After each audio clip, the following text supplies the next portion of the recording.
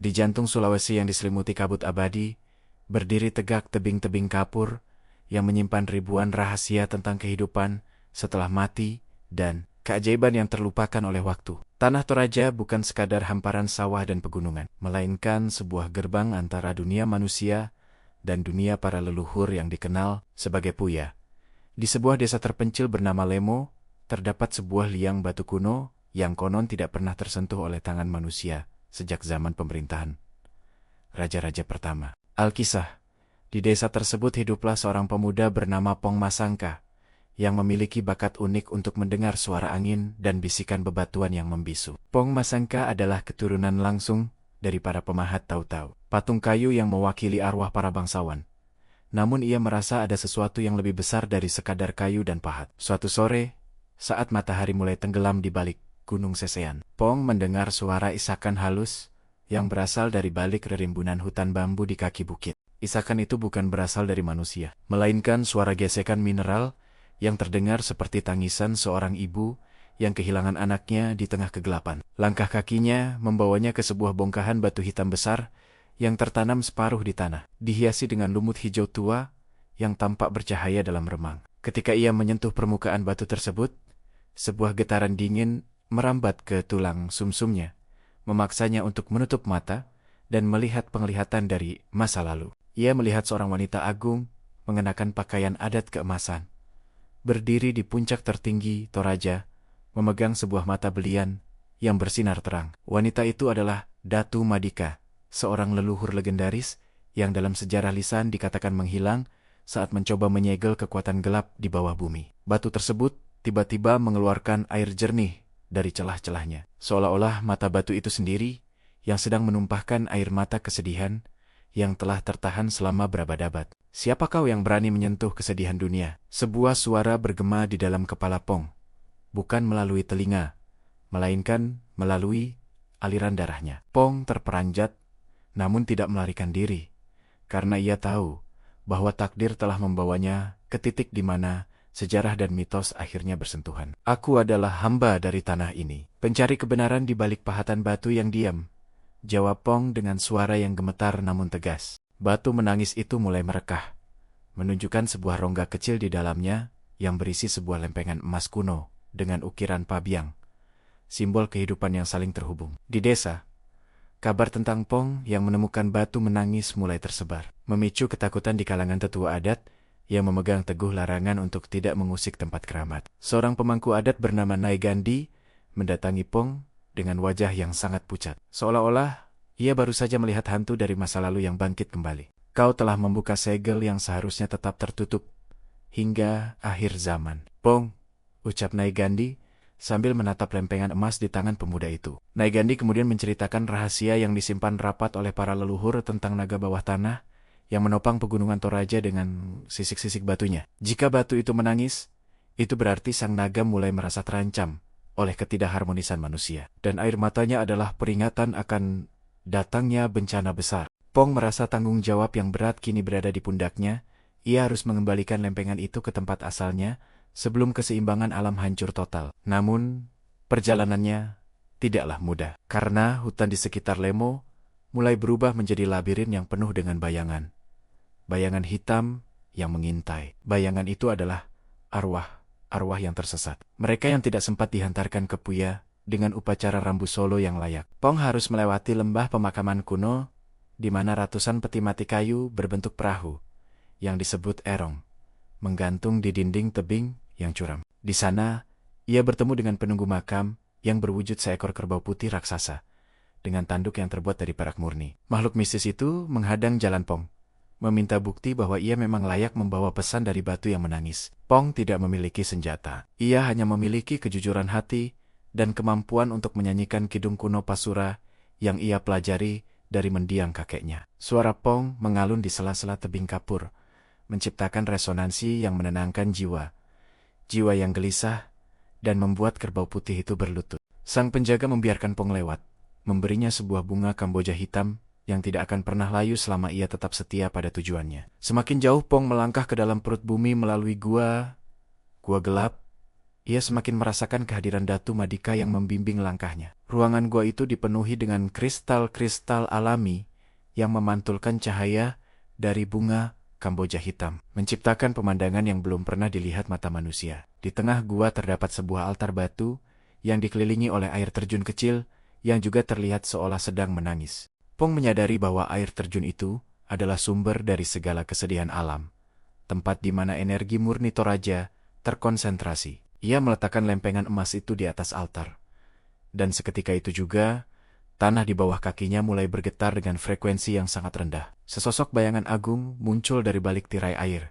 Itu adalah manifestasi dari Datu Madika yang kini tampak lebih muda dan bercahaya. Terima kasih, Putra Tanah Toraja. Kau telah mengembalikan bagian dari jiwaku yang dicuri oleh keserakahan masa lalu, ucap sang Dewi leluhur. Datu Madika menjelaskan bahwa ribuan tahun lalu, batu itu menangis karena manusia mulai lupa cara menghormati alam dan hanya mengejar kekayaan dari dalam tanah. Ia telah mengorbankan dirinya menjadi bagian dari batu tersebut untuk meredam kemarahan bumi. Namun ia membutuhkan perantara manusia untuk memulihkan segelnya. Pong bertanya, apakah tugasnya sudah selesai? Namun Datu Madika hanya tersenyum sambil menunjuk ke arah lubang kecil di dinding gua. Di balik lubang itu, Pong melihat masa depan Toraja, di mana tradisi mulai memudar dan bebatuan keramat mulai dihancurkan demi pembangunan tanpa jiwa. Tugasmu bukan hanya mengembalikan lempengan ini, tapi menjadi suara bagi mereka yang tidak bisa bicara.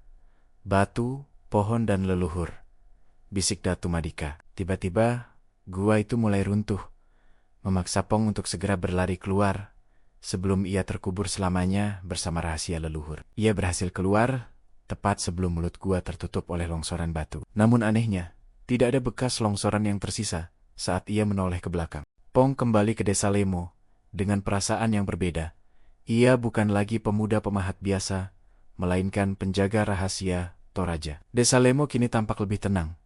Suara tangisan dari batu hitam itu telah menghilang, digantikan oleh kicauan burung yang riang. Nyai Gandhi menyambutnya dengan tatapan penuh hormat, menyadari bahwa ramalan lama tentang kebangkitan penjaga batu telah menjadi kenyataan. Namun, ketenangan itu tidak berlangsung lama karena di perbatasan wilayah, sekelompok orang asing mulai membawa mesin-mesin berat untuk menggali Bukit Kapur. Mereka tidak percaya pada mitos batu menangis. Bagi mereka, Toraja hanyalah sumber material konstruksi yang berharga mahal. Pong tahu bahwa ia harus bertindak.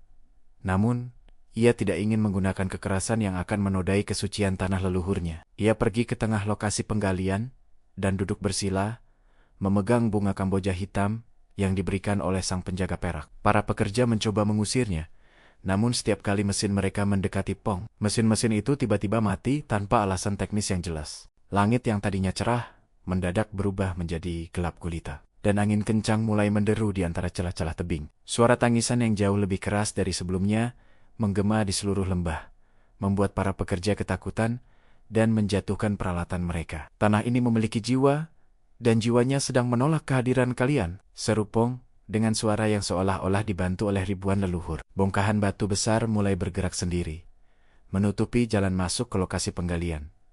Seolah-olah bumi sedang menutup pintunya bagi mereka yang tak diundang. Melihat fenomena mistis yang tak masuk akal itu, para kontraktor dan pekerja melarikan diri, meninggalkan peralatan mereka yang kini tertimbun debu kuno. Pong merasa energinya terkuras habis. Ia jatuh pingsan di atas tanah yang masih bergetar pelan. Dalam mimpinya, ia melihat para leluhur mengadakan perayaan besar di Puya, merayakan keberanian seorang manusia yang berani berdiri melawan kehancuran. Ketika ia terbangun, ia menemukan dirinya berada di dalam tongkonan rumah adat Toraja dengan atap melengkung seperti perahu langit. Di sampingnya terdapat sebuah ukiran kayu baru yang sangat detail, menggambarkan dirinya sedang berbicara dengan batu yang menangis. Ukiran itu dibuat oleh Nyai Gandhi sebagai tanda bahwa sejarah baru telah ditulis dalam ingatan kolektif masyarakat adat. Hari-hari berlalu, dan Pong mulai mengajarkan anak-anak muda di desa tentang pentingnya menjaga setiap jengkal tanah keramat. Ia menceritakan bahwa setiap ukiran di dinding tongkonan bukan sekadar hiasan, melainkan kode rahasia untuk berkomunikasi dengan alam semesta. Namun, rahasia leluhur Toraja tidak berhenti di situ. Masih ada 7 batu lain yang tersebar di pelosok pegunungan yang harus ditemukan. Setiap batu mewakili elemen yang berbeda. Air, api, angin, tanah, ruang, waktu, dan cahaya. Pong menyadari bahwa perjalanannya baru saja dimulai. dan tantangan yang lebih besar menantinya di puncak Gunung Sesean yang selalu tertutup awan. Suatu malam, ia didatangi oleh roh kakeknya yang memberitahukan bahwa batu api di utara telah mulai memanas, menandakan ada kekuatan gelap lain yang mencoba bangkit. Kekuatan gelap itu berasal dari bayangan-bayangan yang ia lihat di hutan bambu, yang kini mulai mengorganisir diri untuk merebut mata belian. Mata belian adalah inti dari kekuatan magis Toraja, yang jika jatuh ke tangan yang salah, dapat menghapus batas antara dunia nyata dan dunia kematian. Pong mempersiapkan bekalnya, membawa parang pusaka dan bungkusan sirip pinang sebagai tanda penghormatan bagi setiap roh yang ditemuinya. Di perjalanan menuju utara, ia melewati desa-desa yang sudah ditinggalkan, di mana patung-patung tahu-tahu tampak menangis darah. Ini adalah pertanda buruk bahwa pengaruh kegelapan sudah mulai meresap ke dalam akar budaya masyarakat. Ia bertemu dengan seorang gadis bernama Lira, yang memiliki kemampuan untuk melihat benang-benang takdir yang terikat pada setiap manusia. Lira bergabung dengan Pong karena ia melihat bahwa benang takdirnya terjalin erat dengan misi sang penjaga batu. Bersama-sama, mereka menghadapi berbagai rintangan, mulai dari jembatan gaib yang hanya bisa dilewati dengan kepercayaan penuh, hingga kabut halusinasi.